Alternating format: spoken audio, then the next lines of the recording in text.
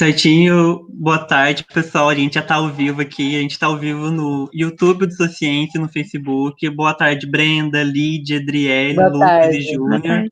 Boa A gente, tarde, a gente agradece muito o convite de vocês para estar aqui com a gente nesse bate-papo hoje sobre esse assunto que é muito comum, a gente vai falar muito hoje sobre a comunidade LGBT, mas nem todo mundo tem muito conhecimento sobre o que de fato é e também não conhece pesquisas que têm por tema LGBT e também conhecerem pesquisas que são feitas por pesquisadores LGBT.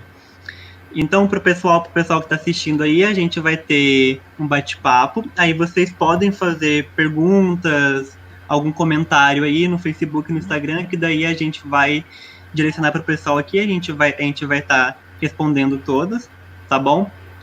Primeiro eu vou pedir para cada um se apresentar e depois eles vão falar da pesquisa deles e aí a gente vai fazer um bate-papo e conversar para vocês conhecerem mais também e vão perguntando aí que eles vão tirar a dúvida de vocês. Então a gente vai seguir a ordem alfabética. Primeiro a Brenda se apresenta para a gente. Brenda. Boa tarde, pessoal. Primeiramente, queria agradecer, o convite do Instituto Sua Ciência. Gostei muito quando o Júnior veio falar comigo, enfim. Meu nome é Brenda Castellari. Atualmente, eu sou graduanda no curso de licenciatura em História pela UENG, Unidade Campanha. Estou no 7º período, era para estar formando esse ano, mas por motivos que todos nós sabemos, ficou um pouco adiado aí para o ano que vem. E a minha área de pesquisa é educação em história. Então, a intenção da minha pesquisa é colocar os alunos como agentes participativos diretos e ativos do quanto ao ensino de história que eles vão receber. Mas, fazendo um resumão, é isso. Obrigado, Brenda. Adriele, pode apresentar para a gente? Oi, gente, tudo bem? Meu nome é Adriele, né? Eu sou psicóloga, formada pela Unesp de Bauru. Atualmente faço formação em psicanálise no Fórum do Campo Lacaniano de São Paulo.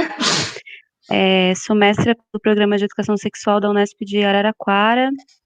E para, complementando assim, para fazer o mestrado, eu trabalhei especificamente com o reconhecimento do corpo e a ressignificação do corpo por mulheres deficientes trans, né? Então, foi aí uma pesquisa de 2 anos, trabalhando especificamente com um grupo de 3 mulheres, todas com deficiências físicas, que passaram pelo processo de transição no decorrer, da idade adulta, de uma forma geral. Acho que é isso. Certinho, obrigado, Adriele. Júnior? Minha vez. Boa tarde, pessoal. Para todos que estão na live, já conversei um pouquinho, e para quem está assistindo agora também. Bom, eu já estou meio como figurinha carimbada aqui do Instituto Sua Ciência. Eu estou participando do quadro Divulgar é Preciso, onde a gente fala sobre divulgação científica feitas das mais diversas formas, pelas mais diferentes pessoas. Eu sou químico pela Universidade Federal de Itajubá. Eu atualmente me encontro... eu não estou fazendo pesquisas, mas sou do meio LGBT e vim aqui mais para representar e ter a representatividade do meio também dentro do Instituto, mostrar que a gente está aqui sempre pensando nessas questões que são tão importantes para a nossa sociedade. Certinho, obrigado, Júnior. Lídia? Boa tarde, pessoal. Boa tarde para todos que estão nos assistindo. Eu agradeço imensamente pelo convite que eu recebi do Matheus, do Júnior, que foram meus alunos lá em 2015 na Unifei, no curso de Química. A Brenda, que eu conheço da unidade de campanha, onde eu também lecionei, e também cumprimento a Adriele e o Lucas, que eu estou conhecendo agora. Bom, como eu falei, meu nome é Lídia, sou professora doutora em Ciências da Linguagem, trabalho há 17 anos na educação básica e há uns 12 anos no ensino superior. Geralmente leciono as disciplinas de língua portuguesa e literatura. E as minhas pesquisas, que depois eu vou poder falar um pouquinho mais sobre, são na área do discurso, que tomam como base o discurso do corpo do sujeito que não se submete ao padrão normativo de gênero, homem e mulher, no caso, o sujeito transexual, os sujeitos travestis, e desde já é um prazer enorme estar aqui com vocês. Tenhamos uma ótima live.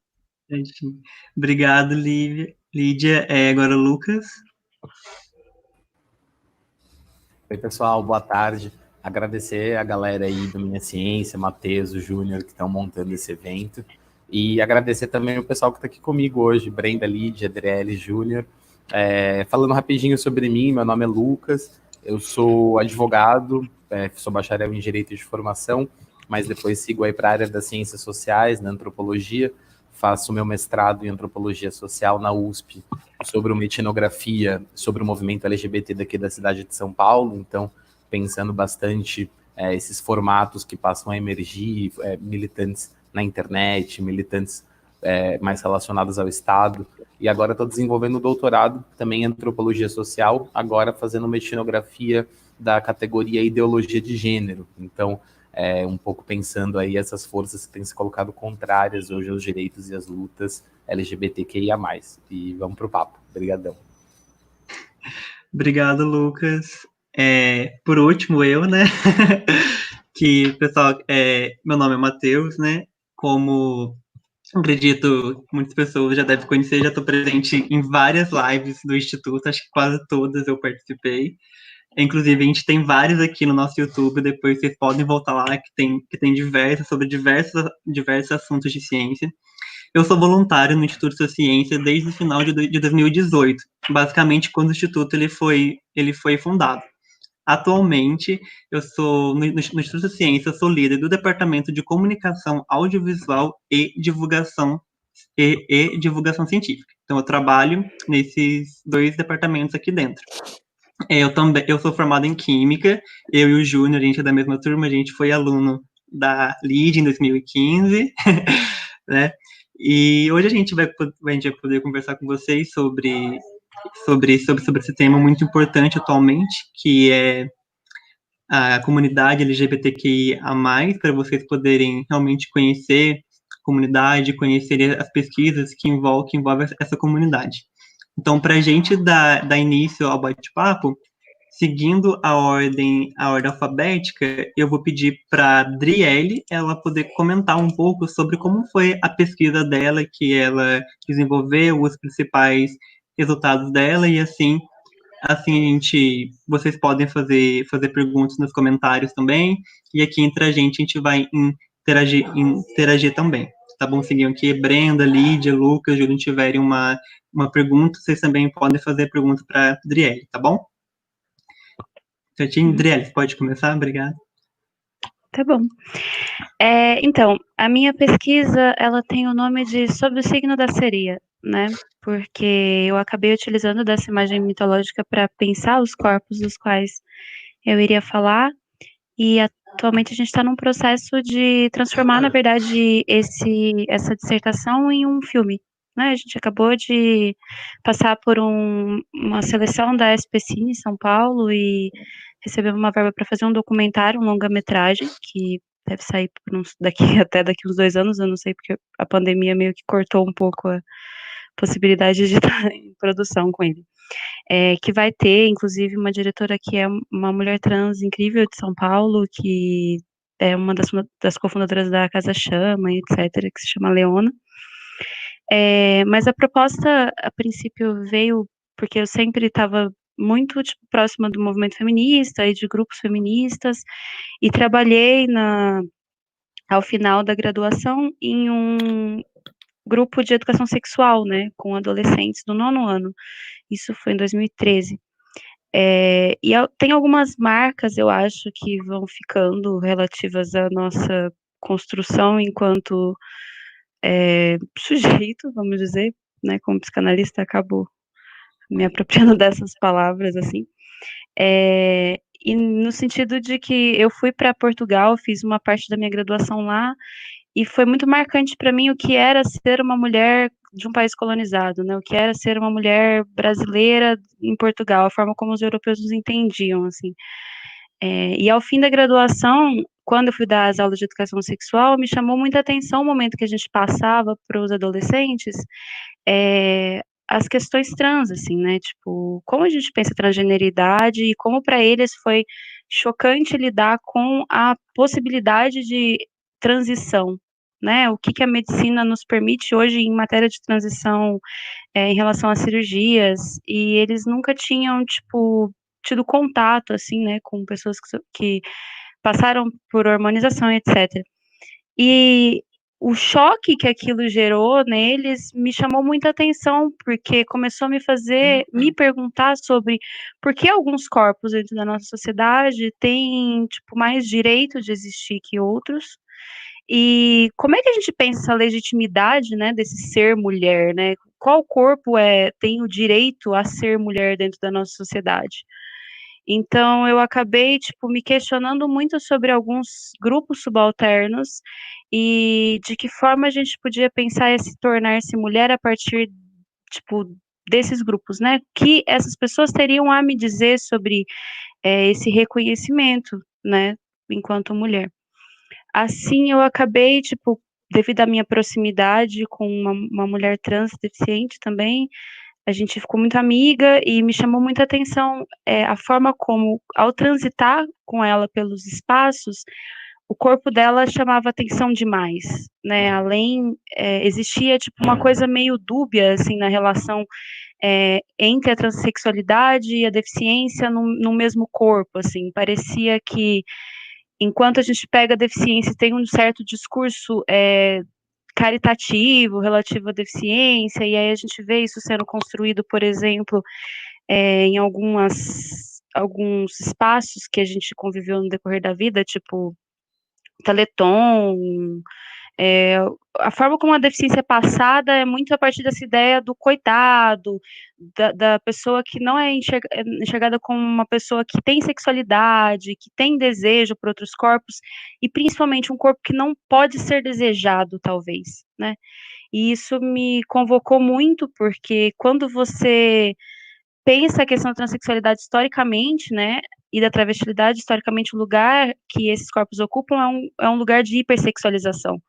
Então, quando você tem sobre o mesmo corpo uma pessoa que seria deficiente e trans ou travesti, é de uma estranheza para a população que não está tipo, habituada a pensar questões de gênero, a pensar questões de sexualidade, que me convocou muito, né, a pensar, tipo, de que forma esse olhar é absorvido por elas, porque eu trabalhei especificamente com mulheres. E daí eu fui atrás, né, de 3 mulheres transdeficientes. No caso, eu optei por fazer com poucas, porque eu usei de história oral, então a história oral é uma entrevista muito longa, em que as pessoas contam bastante sobre a história de vida delas, a partir da forma como elas querem contar, e para mim era muito importante essa relação da narrativa, porque eu sou psicanalista, porque a minha orientadora era psicanalista, mas o meu trabalho foi voltado para a teoria queer e teoria creep, que na verdade é uma ressignificação que a gente tem da teoria queer. Ela repensa os corpos deficientes a partir de uma lógica meio parecida com a teoria queer, da questão da normatividade, da questão da performance. E o que é a deficiência, né? No caso, a teoria creep parte também da ideia de que a deficiência ela é criada socialmente, porque ela tem uma localização histórica. Assim como a gente pode pensar que as questões relativas aos direitos LGBTQIA+, são pensados, assim, pela importância da luta por direitos, mas existe uma tentativa de quebra do que a gente considera identidade dentro da teoria queer. Porque há necessidade na luta por direitos, mas existem sujeitos singulares por trás de tudo isso, que devem ser pensados também. E a teoria creep também tem essa ideia, né, que vem de cripple, de aleijado. Então a gente chama de teoria aleijada. E aí, trabalhando com essas 2 teorias, eu tentei pensar de que forma a gente pensa esse performatizar essa mulher, né, nos corpos deficientes de mulheres trans.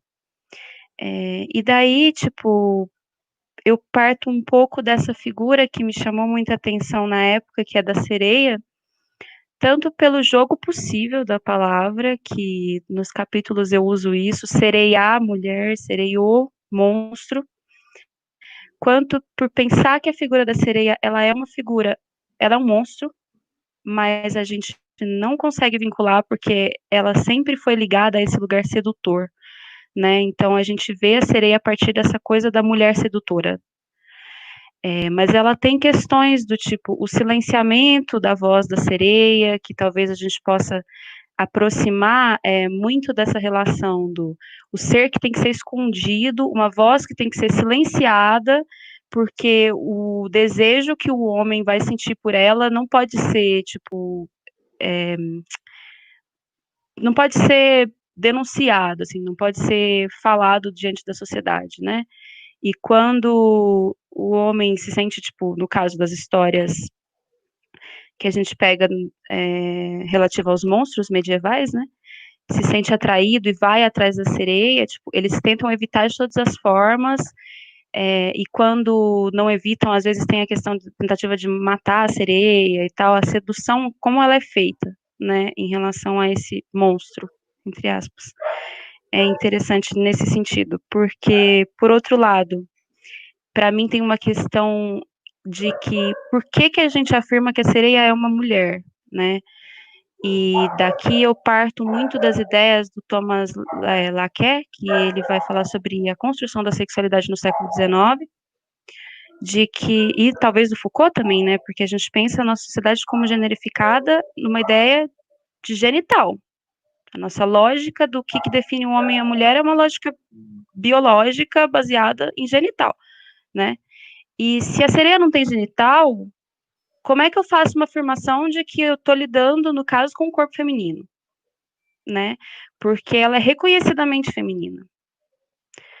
E daí você parte para pensar essas questões, tipo, de um corpo que questiona, talvez, as normas de gênero, ao mostrar que as leis relativas à generificação dos corpos, dadas pelo genital, elas são questionáveis, porque todo mundo faz a afirmação da sereia enquanto um ser feminino, ponto final, não é discutível. Fora disso, a gente tem a questão de que a deficiência, historicamente, ela é muito vinculada à monstruosidade, né, tipo, os monstros, eles vêm muito dessa relação com os corpos, tipo, disformes, né, como uma autora norte-americana vai falar, a Thompson e o Shakespeare, que é um outro autor norte-americano, a gente constrói a ideia dos freak shows no começo do século XIX, baseado na ideia de corpos que são muito diferentes da funcionalidade padrão. E aí você tem, tipo, figuras dos anões de circo e etc., que são exposição de corpos que diferem muito, né, do que se espera, tipo, como normal, entre grandes aspas, pensando um normal, mas a partir de uma crítica Foucaultiana, esse normal. E aí, se você, na verdade, vai fazer essa junção, você consegue pensar, e quando você pega alguns livros sobre a história dos monstros medievais e tal, a sereia a partir desse lugar monstruoso, desse lugar, em alguma medida, assustador, que convoca os homens, seduz a partir da voz, e ela convoca e a voz dela precisa ser silenciada, que me lembra muito essa relação com a travestilidade, e aí a figura da sereia acaba povoando, assim, todo o meu trabalho de mestrado a partir de todas essas questões que ela vai estabelecendo para mim, né. E, basicamente, eu tenho um capítulo explicando a história da monstruosidade e a relação com a deficiência, outro sobre as questões de gênero, tipo, pensar as questões de gênero, essa marca da biologização dos corpos.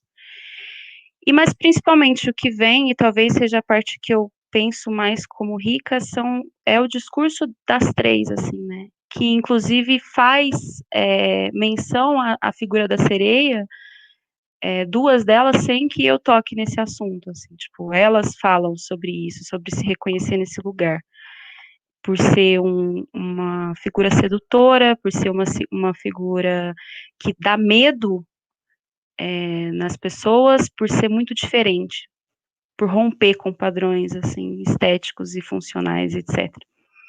E tem questões do tipo perder a voz, como a figura da Ariel, né, que talvez seja uma das sereias mais famosas que a gente conhece, eu dei a elas nomes de sereias que eu achava que faziam referência à história de cada uma. Então, a Yara é uma figura, assim, que ela se aproxima mais da travestilidade a brasileira, assim, sabe? É uma mulher negra, ela tem um vínculo muito forte com a cultura brasileira. A Ariel é uma mulher, é a mais velha delas, é uma mulher trans, que ela passou pela cirurgia de redesignação. E a última, que é a Ondina, eu falo que é uma figura mitológica, que ela é tipo um furacão, assim, um maremoto. Por onde ela passa, ela é vista e ela convoca o olhar para ela o tempo inteiro, tenta desestruturar todos os padrões que vocês imaginarem. É uma figura muito peculiar, assim, né? E, assim, da fala delas, eu retiro 3 grandes pontos que talvez traduzam toda a pesquisa, que é a forma como o trânsito para elas aparece como uma transgressão, né? Até tem uma fala que eu acho muito bonita de uma delas que diz: eu andava por lugares que uma pessoa que está passando por uma transgenialização jamais andaria, porque sabia que ia ser vítima de violência, mas eu estava empunhando uma bengala, e isso fazia com que as pessoas não me violentassem, em alguma medida. E aí ela diz, porque eu queria andar, eu queria transitar, eu queria poder transitar pelos espaços, eu queria transitar por todos os espaços como se todos os espaços me fossem permitidos de transitar. Então, é um pouco um jogo de palavras que eu faço e que eu percebo na fala delas, desses 2 transitares, assim, né, dos 2 trânsitos possíveis e difíceis de serem vividos. Por um lado, o trânsito entre os gêneros, e por outro, o trânsito pela cidade, essa ocupação da cidade pelo corpo deficiente, e como ele aparece como uma dificuldade muito grande, né? E sendo de uma violência muito grande, no sentido de que os espaços, pela própria dificuldade de acessibilidade, mostram que a cidade talvez não seja para elas. Então, essa fala delas vai o tempo inteiro aparecendo nesse sentido de eu posso transitar, por exemplo, alguns significantes que aparecem. Tem uma delas que fala sobre o saia, né, o primeiro elemento que ela reconhece, assim, tipo, como feminino que vai fazer parte dessa transição, a saia que ela usa. E aí tem uma questão sobre o saia de casa, né, que vai aparecendo, ou o salto, que é a primeiro elemento do feminino, que uma delas diz, a primeira coisa que eu quis foi comprar um salto. E aí tem um salto do sapato, e o salto que ela dá, tipo, nesse sentido dessa transgressão, como um salto do saltar que é impedido, né, por questões corporais, assim. Então, o primeiro momento é esse, delas falarem sobre esse trânsito como transgressão, né, a ressignificação desse trânsito, que vai da dificuldade de locomoção à questão do gênero itinerante. O segundo momento que eu acho muito importante é que na fala delas o olhar aparece o tempo inteiro, e faz todo sentido, e quando a gente pensa as questões de deficiência também, e também as questões da transexualidade, da travestilidade, o olhar tem esse lugar até da questão do que a gente chama de monstro, né, porque, na verdade, monstro vem de monstrare, do latim, que não é sobre algo assustador, mas é sobre aquele que mostra. Então, o lugar do monstro é o lugar que mostra ao outro algo de si, a partir do olhar. Então, isso tem uma relação muito forte com o olhar. É olhar o outro e reconhecer algo seu nele, na verdade. Né? É esse o lugar, meio que o lugar do espelho que o monstro se coloca, e a palavra foi transformada no que a gente conhece hoje. E aí elas vêm falando sobre como o olhar se modifica nesse tornar-se mulher, nesse processo de hormonização e etc.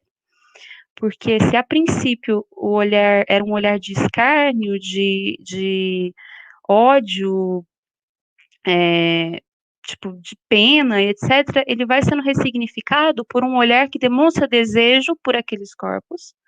Né, elas dizem, tipo, o quanto a mulher é bonita, o quanto a mulher tem características que convocam esse olhar, no sentido de um corpo desejável, e o quanto foi importante para elas essa passagem, tipo, pela hormonização, para ir percebendo esse corpo como um corpo desejável e desejante, porque essa fala vai aparecendo no sentido de eu posso fazer o que eu quero com o meu corpo.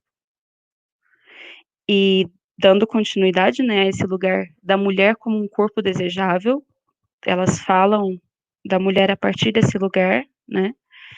Elas falam da mulher como um corpo desejante também. Então, o terceiro e último ponto que aparece é sempre a mulher como poder. É mais ou menos dessa forma que elas entendem a feminilidade e é a partir daí que elas falam. E aí é um poder num sentido de poder fazer. Eu posso modificar o meu corpo, eu posso fazer com o meu corpo aquilo que eu quiser. Inclusive, tipo, eu posso ser desejada por outros corpos e eu posso desejar outros corpos, né?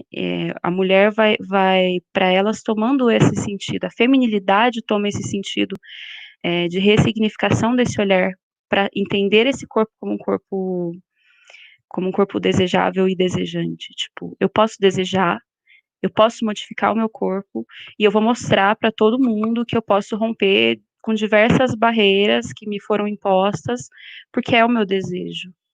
E por mais que me digam que eu sou um corpo que não deve ser sexualizado, por mais que me digam que eu sou um corpo que não pode ser desejado, eu vou mostrar que eu posso, né? E tem partes do trabalho que é interessante se pensar, porque a gente tem um ponto na deficiência que é essa questão do desejo pela deficiência. Tanto de ser um corpo desejável, como ser um corpo desejado anteriormente, assim, de saída, né? Aquele papo do, porque que você escutava muito em alguns programas de TV, né, do tipo, pensa nos pais dessa criança que teve um filho deficiente, etc. E você vê esse discurso, ele foi sendo modificado, mas ele estava o tempo inteiro nos atravessando, assim.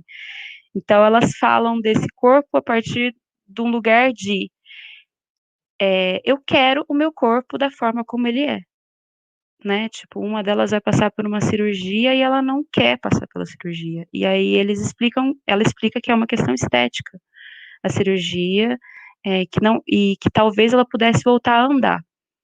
E aí ela fala, mas eu não queria andar. Por que que eles querem que eu ande? Eu não quero, tô bem assim. Tipo, por que que eu tenho que andar? Né? Eu quero meu corpo desse jeito. E tá tudo bem. Só que não está tudo bem para um discurso médico, né? Não está tudo bem para o nosso ideal de normalidade. Então, elas estão sempre, tipo, rompendo e transgredindo com isso que a gente vai considerando que é, tipo, o normal dentro de um discurso biomédico, assim. São três corpos que tentam transpor essas barreiras, né, do que a gente entende pelo desejo da deficiência, assim. E, principalmente, talvez romper com isso de que seja possível pensar a sexualidade de pessoas deficientes também, né? Tipo, pensar que existem LGBTs com deficiência, porque é difícil encontrar espaços. Agora está tendo um pouco mais, mas em 2016, quando eu estava terminando, 17, é muito raro você ver espaços de grupos LGBTQIA+, que se propusessem a discutir o desejo de pessoas deficientes LGBTQIA+, né? Porque elas existem e são invisibilizadas também. Eu acho que é isso. Sim, obrigado, Adriele. Eu achei muito interessante essa pesquisa. Eu não conhecia nenhuma pesquisa realmente com esse tema. Adorei tudo realmente na sua pesquisa. Achei sensacional. Eu vou abrir o espaço, se a Brenda, Lídia, o Lucas ou o Júnior quiser fazer alguma pergunta, eu vou abrir espaço para apenas uma pergunta, por causa do horário, para depois a gente passar para a pesquisa da Lídia, tá bom? Tá. Eu só queria fazer um comentário, Matheus.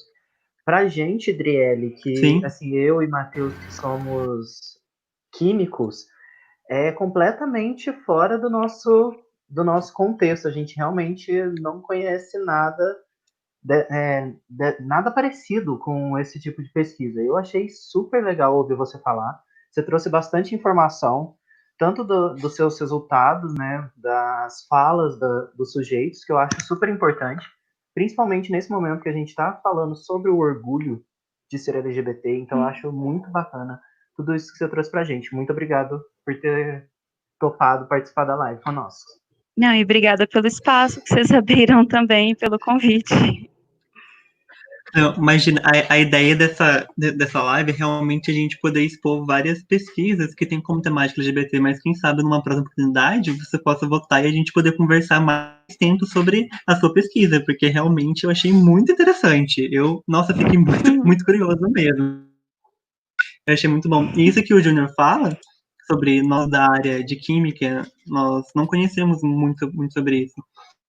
Nós somos licenciados.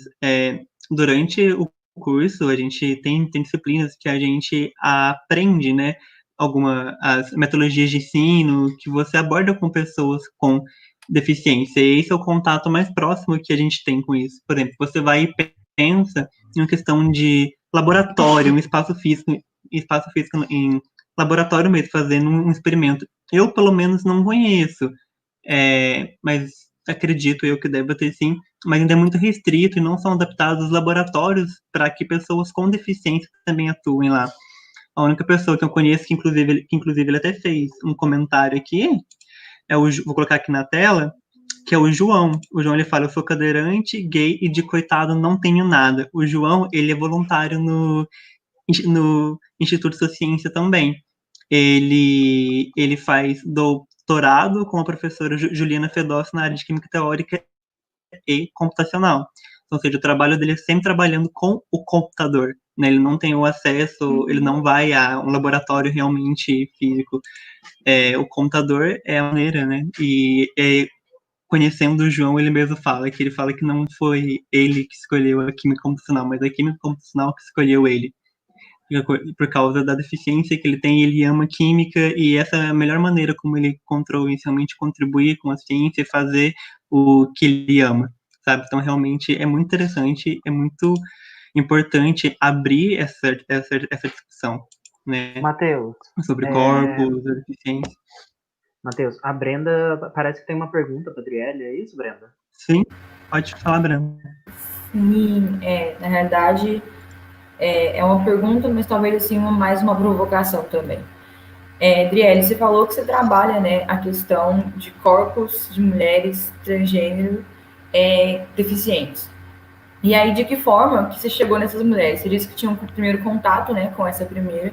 De que forma você chega nessas mulheres e de que forma a tua pesquisa contribui para a participação de pessoas trans dentro da universidade? Porque a gente sabe que das 63 universidades públicas do país, apenas 12 têm cotas para pessoas transgêneros.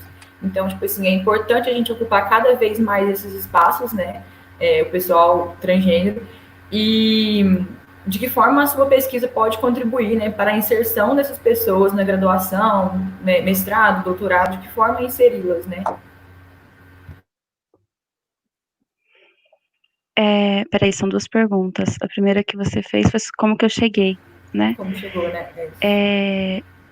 Eu sempre frequentei muitos espaços, né, de discussão de gênero e de discussões LGBTQIA+, assim. E, por acaso, eu tinha uma amiga, muito amiga, que era uma pessoa trans deficiente. Eu sou do interior de Minas, tá? Eu moro em São Paulo hoje, mas eu sou do interior de Minas e, tipo, vocês que estavam em Itajubá e região, só que é cidade universitária, né?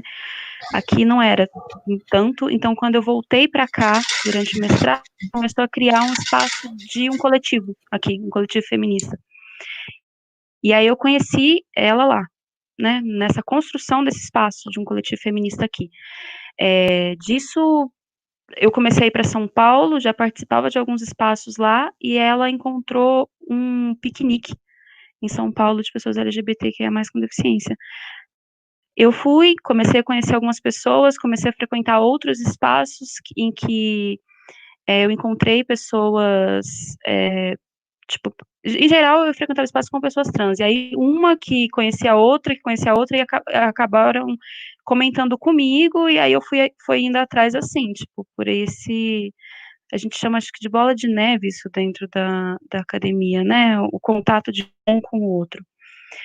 Mas geralmente foi assim, porque eu estava dentro desses meios, e aí as pessoas acabaram que foram comentando comigo de outras pessoas.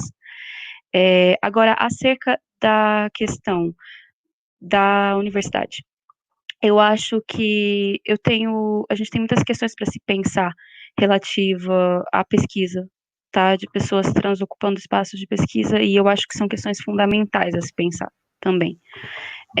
Eu acho que o meu papel agora, ainda mais como uma mulher cis, era principalmente tentar dar visibilidade a essas questões em espaços que você não encontra essas questões, por exemplo, dentro da psicanálise. Para mim foi muito difícil conseguir encontrar alguém para discutir essas questões que fosse psicanalista, porque você não tem muita gente trabalhando com transexualidade, até tem. Geralmente são homens, e são homens cis, héteros, brancos, etc. Mas com deficiência, por exemplo, você não encontra. Então, eu acho que, assim, é um processo de talvez primeiro colocar essas questões em pauta, sabe? Para que depois as pessoas possam encontrar possibilidades de trabalhar com elas. Não conheço uma mulher trans trabalhando com questões de pesquisas com gênero e psicanálise hoje no Brasil, tá? Que eu conheço. Mas, assim, certamente também para mim é importante dar espaço para que eu possa aprender com ela e escutar essas histórias. Para mim, a pesquisa passa por aí, sabe? A psicanálise passa por aí, a minha profissão passa por aí. Transformar essas narrativas em uma possibilidade de acesso a outras pessoas. Talvez por isso a escolha do filme agora, do documentário. São histórias que têm que ser contadas, né, e estavam distanciadas da realidade, assim, tipo, distanciadas da maior parte das pessoas. Né, o filme vai ter muito mais acesso, talvez, do que uma pesquisa acadêmica. Mas eu acho que a proposta inicial é pôr em pauta e possibilitar de ocupar espaços dentro da cidade, até mesmo, sabe? Dentro de políticas públicas. Quando você tem uma pesquisa que ela é pautada em determinadas questões, isso te possibilita com políticas públicas relativas àquele grupo. Enfim. Certinho. Podemos passar para a pesquisa da Lídia, então? Acho que eu tô travando. Pessoal. Tá, não. Tá certinho? Bom, Driele, parabéns pela sua pesquisa, incrível, e a minha Obrigada. tem vários pontos de diálogo com a sua, porque o meu mestrado e o meu doutorado foram na análise de discurso, e esse campo teórico, ele é perpassado por outras 3 grandes áreas, né? A gente fala que a análise de discurso é uma área de entremeios, é um campo teórico de entremeios, porque ele é constituído pela linguística, pelo materialismo histórico e pela psicanálise. Então, eu tive vários autores na tese, que eu ouvi você falando, como Lacan, o Thomas Laqueur, entre outros, né, que puderam trazer muita contribuição para o meu trabalho. Inclusive, pegando um gancho da sua fala sobre a questão do olhar, é algo também que eu busquei trabalhar com a questão dos freak shows, também abordei também as questões relativas à mudança de olhar que a sociedade teve em relação ao corpo deficiente quando os sujeitos voltam da guerra, né, e voltam mutilados, a sociedade muda esse olhar. E por que eu quis falar sobre isso? Porque é necessário que a sociedade modifique o seu olhar diante do sujeito transexual, diante do sujeito travesti. É preciso que eles compreendam a possibilidade de existência desses sujeitos enquanto sujeitos, né? Então, voltando para a minha área de pesquisa, a análise de discurso, ela busca analisar, interpretar, compreender diversos tipos de materialidades discursivas. E eu tomei o corpo como uma materialidade discursiva, mais especificamente o corpo do sujeito que não se submete ao normativo de gênero, como o sujeito travesti, o sujeito transexual. Assim como a colega Adriele colocou, eu também tive amigos que são transexuais, que são travestis, acompanhei de perto desde a minha adolescência todo esse processo de transição, de hormonização, de medicalização e também o processo que eles enfrentaram do olhar da sociedade, porque enquanto eram sujeitos tidos como gays, tudo bem, assim, tudo bem entre aspas, mas a partir do momento que a pessoa passou a se travestir ou passou a se hormonizar, elas começaram a sofrer um preconceito muito grande, tiveram que deixar empregos, tiveram que ir para um lado mais à margem da sociedade. E recaiu também a mim, a minha posição enquanto amiga desses sujeitos, do tipo, mas você anda com esse tipo de sujeitos? Você anda com travesti? Eu falei, qual o problema? É meu amigo há N anos, né, há muito tempo. Mas então, não é legal, né, Lídia? É algo que deixa a gente estarrecido. Então, se eu sofri esse tipo de censura, imagina a minha amiga, imagina o meu amigo que estava passando por esse processo, né, de identidade. Mas aí a minha pesquisa, então, buscou trazer uma abertura de sentidos para o corpo e sujeito transexual, para o corpo e sujeito travesti. É fundamental, é necessário que a gente tenha essa abertura de sentidos. Então, para minha tese, eu comecei lá no mestrado, na verdade, na minha dissertação, enxergando o olhar sobre esses corpos e sujeitos. Então, eu trouxe, por exemplo, o dizer do Estado, através do Ministério da Saúde, em que eu analiso dois cartazes do SUS, um deles era travesti, não fique na dúvida, faça o teste da AIDS, e isso me chocou demais, porque eu estava em uma das unidades do SUS, e eu me deparei com esse cartaz, não foi algo que eu pesquisei, né, foi algo que estava ali. Então, eu tinha o Estado significando, individuando aquele sujeito como um sujeito dentro a partir, né, de uma doença, a partir de algo que o colocava na marginalidade, na promiscuidade, enfim. Então, o Estado que deveria proteger os seus cidadãos, ele vai e expõe, ele exclui, né, a partir de um dos seus ministérios, que é o Ministério da Saúde. Depois, em outro momento, na dissertação ainda, eu analisei uma reportagem veiculada pelo Facebook, em que uma travesti faz uma cirurgia clandestina para alterar a face. E essa cirurgia, como ela era clandestina, deu errado, e ela deformou a maçã do rosto e os lábios, e a foto, né, com a reportagem foi parar na internet, enfim. E eu analisei os comentários das pessoas, todos cheios de ódio, todos culpabilizando a vítima, ou seja, em momento algum aquela pessoa tinha sido enganada, tinha passado por um problema, né? Enfim, não, ela era culpada. Quem mandou querer mudar? Né? Eram várias dessas frases, como se as pessoas, de modo geral, não mudam tudo sempre, né? Então, quando é relativo ao sexo, quando é relativo ao gênero, aí temos um problema, né? Então, a gente tem aí um dizer social hipócrita que fecha, condena o outro, né, a partir do sexo. Na tese, a minha pesquisa caminhou também nessa direção, só que eu busquei ampliar, eu busquei trazer sujeitos transexuais e travestis que estão dentro dos locais de poder, lutando por um espaço.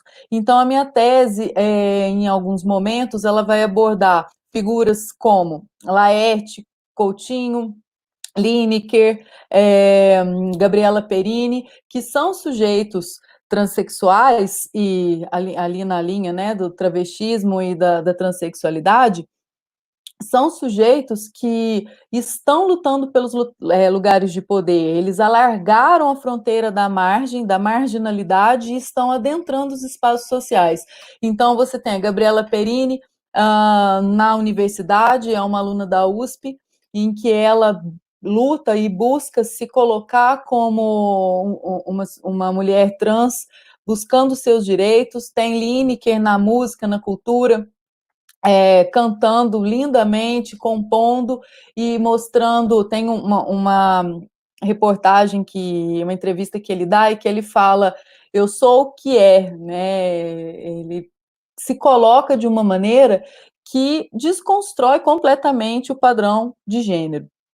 E tem também a Laerte, que vai dar uma entrevista deu, né, acho que em 2015, se não me engano, uma entrevista para o Roda Viva, e lá primeira pergunta que eles fazem era a seguinte: Laerte, você ficou louco? Você enlouqueceu?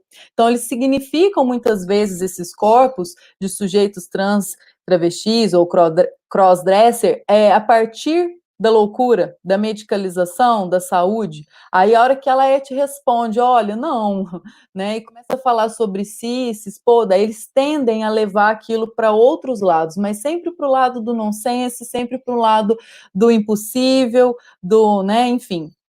E muitas vezes o sujeito trans ou travesti, ele vai aparecer na mídia de maneira espetacularizada mesmo, como a gente teve no Zorro Total, aquele personagem da Valéria, se não me engano, que era extremamente vulgar, era algo assim, né, bem típico de freak show mesmo, em que toda a sociedade ia lá assistir no sábado à noite, horário nobre, uma personagem se colocar daquela maneira, mas na loja, atrás de um balcão, não pode. Ah, mas dando aula para o meu filho também não pode, né? E além disso, a minha tese também buscou trabalhar, observar o jurídico, o olhar do jurídico e o olhar da saúde para esse corpo e sujeito transexual. Rapidamente, só para não me estender muito, eu analisei algumas petições judiciais de sujeitos trans que vão, então, já que, né, a partir do CID, a partir, né, daquela medicalização do SUS, que até então colocava esse sujeito, né, como um sujeito que sofria um transtorno, e por sofrer um transtorno, ele poderia passar de forma gratuita todo o seu processo de hormonização, cirurgias e etc., esse sujeito precisa, então, modificar seus documentos, enfim. E antes, né, durante a minha pesquisa, 2014 a 2017, esses sujeitos, principalmente no interior, que eu também vivo no interior, precisavam entrar na justiça, levar todos os laudos, toda a documentação que passou por diversos médicos, endócrino, psicólogo, anos de terapia para mostrar, ou de né, acompanhamento para se colocar, né, dentro daquele da sua significação como transexual, enfim. E aí levava isso para o jurídico olhava e falava assim, tá, quer mudar de nome, quer mudar o sexo na certidão de nascimento, mas não vou acatar essa documentação, eu quero que eu estabeleça uma junta médica. E aí aquela pessoa passava por todo aquele trabalho de novo, foto, depoimento, carta de amigos, familiares, para chegar de hora um médico escolhido pelo juiz e falar, não, aqui está o cromossomo tal e tal, e não é, então, uma mulher trans. E aí a pessoa parar o seu processo por causa de uma junta médica que desconhece, né, o que é o processo do sujeito trans. Enfim, hoje, pelo que eu tenho acompanhado, o processo já está menos burocrático, digamos assim, né? Uma das minhas amigas já conseguiu passar por todo o processo, um dos meus amigos também já conseguiu. Enfim, o que eu busquei trabalhar na minha dissertação e na minha tese, na minha pesquisa, é como a colega falou, não é porque eu sou uma mulher cis que eu não posso pegar para mim uma causa de um grupo que sofre, porque se não é justo e bom para todo mundo, também não é justo e bom para mim. E eu acredito que as pessoas elas precisam sair um pouco da sua zona de conforto e abraçar a luta do outro, justamente porque senão a gente não vai ter progresso. Se o feminismo for só uma questão da mulher, se a luta racial for só dos negros ou dos índios, enfim, a gente não tem um progresso. A gente precisa que todo mundo se junte e se alie nessa busca. E depois, se sobrar um tempinho, eu gostaria de comentar uma situação que eu passei por pesquisar esse tema, né, que eu trabalho, que eu passei dentro de uma instituição pública de nível superior, mas vou deixar para um outro momento, porque nosso tempo é curto e a gente tem o colega Lucas aí para falar da pesquisa dele também. Pode comentar? Tem tempo? Pode Lídia, falar.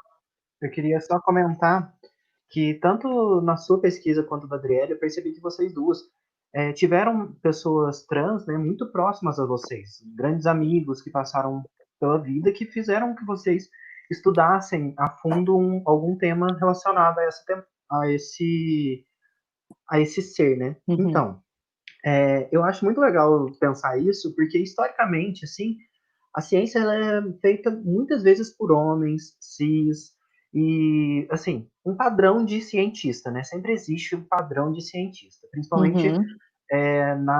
observando a área das exatas aí. E eu acho legal que a representatividade é importante porque a ciência é feita por ser humano, por seres humanos. Então, o que é legal é que vocês, como amigos dessas pessoas trans, vocês têm um lugar de fala diferente de uma pessoa que nunca teve um contato com uma pessoa trans, por exemplo. Então, vocês têm uma outra visão e isso é muito importante para aumentar mesmo a visibilidade e a diversidade na ciência. Claro, e até mesmo para engrossar o caldo aí da luta, né, Com certeza. né, pela inclusão de todos, né? Mas como a gente ainda tem uns minutos da minha fala, então vou comentar algumas Pode situações contar. brevemente. Bom, primeiro porque eu observei o preconceito já muito cedo, né, fora do meio acadêmico. E até reiterando esse lugar, como professora, da educação básica, eu tinha uma aluna que estava começando a passar pelo processo, né, saindo ali daquela significação como gay, passando para se travestir, e essa aluna ia de bota na primeiro ano do ensino médio, numa escola pública. Ia de bota, de salto alto, e batom, lápis, anéis, brincos, e a coordenadora punha ela para fora da escola, porque ela tinha 15 anos, né, e falava, não, aqui você não entra quando você vier montada. E aquilo me agredia de uma tal maneira, porque essa aluna, para onde ela ia? Ela ia para a pracinha da rodoviária, onde tinha de tudo, inclusive prostituição. Então, a escola, ao invés de acolher esses sujeitos, ela muitas das vezes é o primeiro lugar. Aliás, a escola é o primeiro lugar de muitas questões, né, gente? Vamos combinar, porque. Mas fica para um outro papo. Mas, enfim, e uma situação que eu passei foi muito difícil, muito constrangedora. Foi numa instituição de ensino superior, pública, há uns anos atrás, em que eu dava aula dava uma disciplina parecida com metodologia científica. E eu mostrava para os alunos, nessa aula, como um artigo científico se constitui, quais são as partes de um artigo, enfim. E aí eu levei 2 artigos para mostrar para a turma, um da área da turma e um que eu tinha acabado de escrever e tinha acabado de receber, na verdade, o ok de uma revista científica para publicar, que é a revista Rua, da Unicamp. E foi bacana esse meu intuito, justamente porque eu quis mostrar para os alunos como que é uma publicação, quais são os passos, né, o que precisa. Então, fui na maior boa vontade, não me importei sobre o que era o meu artigo, jamais me importaria. Só que quando os alunos bateram o olho no título do meu artigo, que era Sentidos Travestidos, a representação política e ideológica no discurso dos sujeitos travestis, se não me engano, a sala ficou muda, ninguém fez comentário, ninguém fez pergunta, eu senti que tinha alguma coisa estranha, mas enfim, toquei a aula. Numa outra aula, um aluno me perguntou, falou, professor, você pode falar mais sobre a sua pesquisa? Isso porque eu nem tinha comentado na aula sobre o artigo, só quis mostrar mesmo que o meu artigo diferia do outro artigo, mas por uma questão metodológica de revistas. E aí, então, eu expliquei, coisa de 5 minutos, basicamente, o que era minha pesquisa, como eu estou fazendo aqui com vocês. Tá, aí eu já senti também um risinho, uma animosidade, um clima, Numa terceira aula, de novo, esse mesmo aluno fez uma pergunta do tipo, mas por que você quis falar sobre isso? Aí, a hora que eu fui responder, uma aluna saiu da sala e bateu a porta, outro aluno abaixou a cabeça na carteira. Eu senti que ele estava me provocando, que ele queria me ouvir falar sobre o trabalho, porque isso estava incomodando um determinado grupo da sala. Só que não parou aí. No final da aula, um aluno me chamou e falou: olha, professora, está acontecendo uma situação muito desagradável. Estão simplesmente atacando a sua pessoa e a sua pesquisa no grupo do WhatsApp da sala. E estão fazendo, assim, de uma maneira tão agressiva que eu me incomodei, eu não concordo e eu preciso te falar e eu preciso que você tome uma atitude. Porque a gente não sabe até onde, né, isso pode chegar. Isso foi que em 2015, né? Se fosse hoje, a gente tem um perfil político, né, de cidadão que a gente já falaria, né? Mas, enfim, naquela época, que a gente ainda não tinha essa onda bolsonarista, né, pesada que a gente está tendo aí agora, naquela época, enfim, o que eu fiz?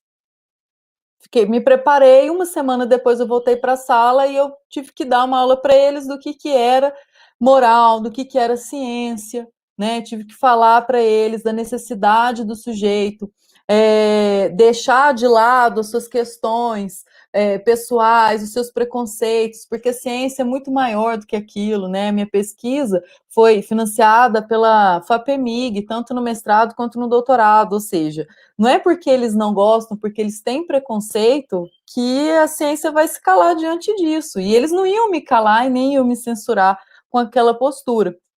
Então, cheguei até a dizer que eu poderia levar o caso para o jurídico da instituição, mas que eu daria uma colher de chá, porque era uma turma muito jovem e que eles não tinham noção do que eles estavam fazendo, que daqui umas semanas, um semestre, a ficha deles ia cair e eles iam acabar vindo até me pedir desculpa, porque foi uma coisa tão da ordem assim do nonsense, do não acredito no que estava acontecendo, e aí depois disso acabou, não tive mais problemas e, enfim, mas foi algo que me desestabilizou, porque a gente não espera, né? A gente sabe, assim, que uma pessoa quando olha em você e te faz uma pergunta super animada, Lídia, qual é a sua pesquisa? Aí você fala, a pessoa dá um sorrisinho amarelo, com quem diz, né? Nossa, não tinha outro tema, né? Não tinha outro assunto, tem que falar disso, porque incomoda.